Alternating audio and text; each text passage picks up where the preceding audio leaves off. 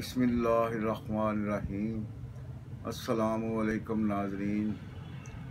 कल मैंने आपको कहा था कि 3 नुस्खे बताऊंगा, जो कल पहले एक तो मैंने बता दिया और इंशाल्लाह एक आज बताऊंगा और एक इंशाल्लाह कल बताऊंगा। सूरत जो है ये बहुत नामुराद मर्ज़ है और इंसान को बहुत ज़लील कराती है ये। इसलिए अगर जब ये आर्ज़ा लाक हो जाए तो कोशिश करनी चाहिए कि जल्दी से जल्दी इसका इलाज कराए और इसका जो परहेज़ है वो लाजमी करे। जितनी दिन आपने परहेज़ नहीं ना इसका करना तो दवाइयाँ खाते भी रहेंगे, आराम नहीं आएगा। परहेज़ मैंने आपको हर नुस्खे के साथ बताता हूँ, इसके साथ भी बताऊँगा इंशाल्लाह। तो नुस्खा मैं शुरू करता हूँ, आप नोट कर लें। सालम मिश्री लेनी है आपने 1 तोला, अच्छी वाली सालम मिश्री लेना। एक वो छोटी छोटी सी होती है, ऐसी वो सस्ती सी होती है, वो नहीं, अच्छी जो 1 नंबर सालम मिश्री है वो लेनी है 1 तोला। कुंदर लेनी है आपने, ये भी 1 तोला लेनी है। इसके अलावा जफ्त बलूत, खुलंजा, तुख्म खशकाश सफ़ेद, ये आपने 3 चीज़ें जो लेनी है, ये 9 माशा लेनी है। मस्तकी रूमी और तबाशीर बांसी, तबाशीर बांसी लेनी है, वो आम तबाशीर नहीं लेनी। और मस्तकी रूमी भी अच्छी सही तरीके जो अच्छी है वो लेनी है, क्योंकि अच्छी चीज़ सही होगी तो वो ही काम करती है, जो आम चीज़ है वो नहीं काम करती। तो इसलिए वो अच्छी चीज़ लोगे तो वो ही काम करेगी।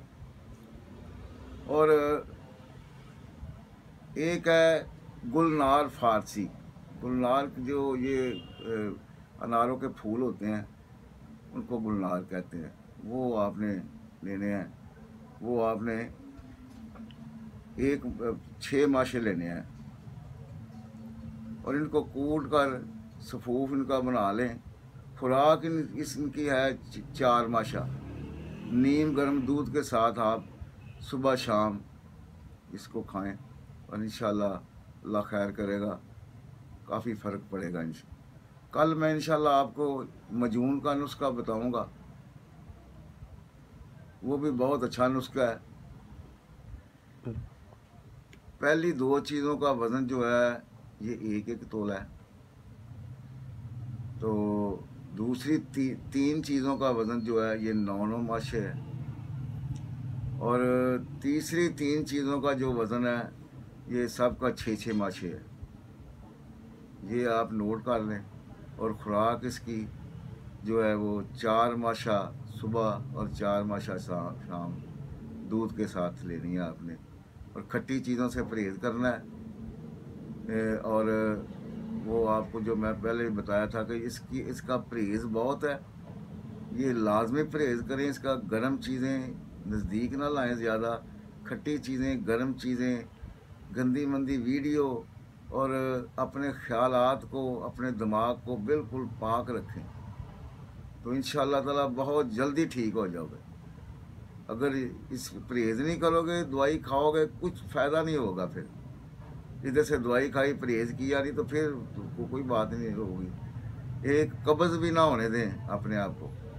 कब्ज़ के लिए ख़ास कर वो मैंने पहले एक वीडियो में गोलियां भी बताई हैं।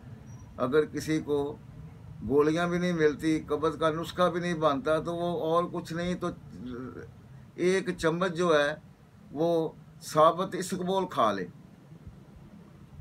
वो भी बहुत फ़ायदा करता है, वो भी कब्ज़ को रफ़ा करेगा। तो ठीक है, अल्लाह हाफ़िज़। इंशाअल्लाह कल आपसे मुलाकात होगी फिर। खुदा हाफ़िज़।